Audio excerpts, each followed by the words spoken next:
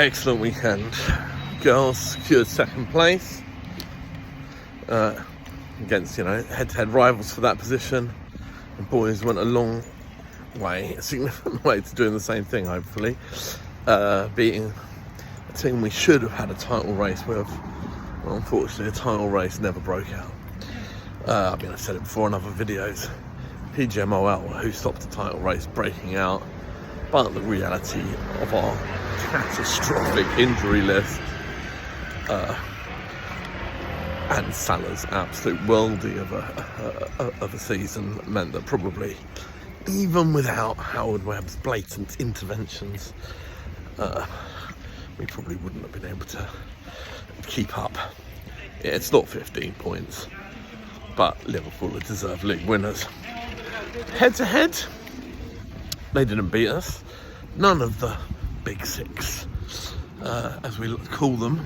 It sounds a bit funny with Man U and Spurs only saved from a relegation battle by the rank low quality of the promoted cohort. Championship let us all down. It'd be hilarious if West Ham, Man U and Spurs were fighting it out. All it would have taken was one of the promoted teams to be half decent. Well, it wasn't to be. Had a lovely weekend. Glorious there on Saturday by the girls. And at half time at Anfield, I have to confess, I was not feeling the best. Had a big night the night before. Was suffering a bit. Could see the game degenerating, despite the fact it actually sort of reminded me of one of those COVID games. Not the atmosphere. The atmosphere was excellent, as you'd expect. Liverpool celebrating a title win in the first half. It's always noisy. First 15 minutes at Anfield, they sing "You'll Never Walk Alone." They all get going, and then half of them drop off. They've had long flights and big lunches. But yeah, good atmosphere. The way it was like a COVID game was that you couldn't really tell who the home team was, and the intensity, especially sort of the second balls and things like that, wasn't quite at its normal level. I guess it's not just supporters you need for that. It's also jeopardy, really, and it wasn't quite there. I had sort of hoped and planned that possibly it'll be staying up in Liverpool, having had a Champions League semi-final midweek, a few days up there, and then the league game, both of which were massive games. Wasn't to be, as I said. Liverpool weren't quite good enough to stay alive in the Champions League. We weren't quite good enough to stay alive in the league. I fancy a bit of jerk walking past Reggae Flames. It was we dominated territory, dominated possession, and then kind of, just went to sleep a bit for a couple of minutes and got picked apart. It was very disappointing. I suppose in retrospect, maybe not quite as terrible as I thought at the time, but we were off it. I've not seen it yet, that Arteta was quite upset after the first half. It was not the fogging standards, without a doubt. And that's exactly, those failure to compete for jewels is exactly the sort of thing that really gets on Tet's nerve. And that was really what we were suffering. The second half we came out a different team. He lit a fire under them clearly at half time, and we came out, we competed, we continued to dominate, but managed to do it with a bit of threat. Got our goals. Unfortunately, the second yellow from Marino killed the game. Some slightly strange refereeing decisions. I swear their goal, it looked like there was a sort of chokehold judo throw in the build-up on Saka, and then the first ball that wins them the throw-in that they then score from, I thought it looked offside. Maybe someone on the other side of the pitch plays him on or something, I'm not sure. But live, I was waiting for the offside flag.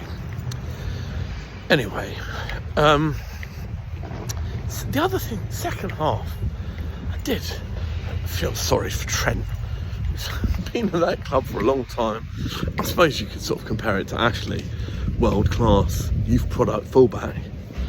But Ashley was basically scammed into letting the club down by meeting Marino publicly so that they could get the journalists to spot him there. He was gullible, he was naive.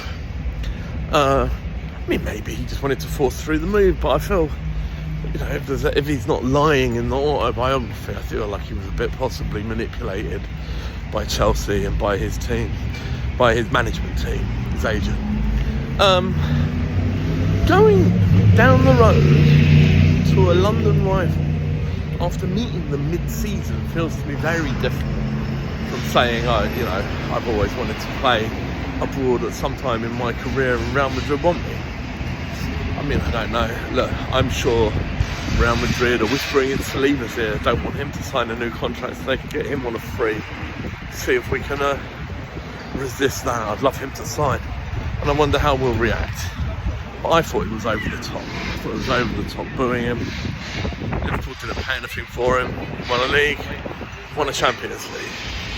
I feel like he's delivered a lot for that football club. And booing him, especially on a day you're supposed to be celebrating a league title, for the second half to be dominated by louder and louder boos from one of your players that's contributed to that league title in a game against the team that you've, effectively comfortably outstripped, despite the fact they're unable to beat us over the season.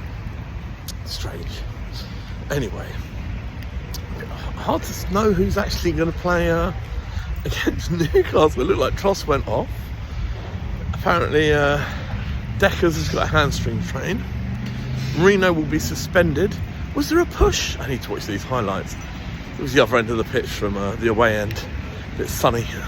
Sort of squinting up there. But I swear it looked like he was pushed in the back into that tackle where he gets the second yellow. Maybe I'm clutching at straws there. But, so we'll have no Marino. No Trossard. It'll be hard to know who we're going to play. Let's see. Love to beat Newcastle. We haven't beaten them yet this season. And Eddie Howe's got such a good record against us. We'd love to pop that particular balloon. Oops. Come on. Anyway, a few more games to go. 2 for the boys, 1 big one for the girls. Come on, the Arsenal.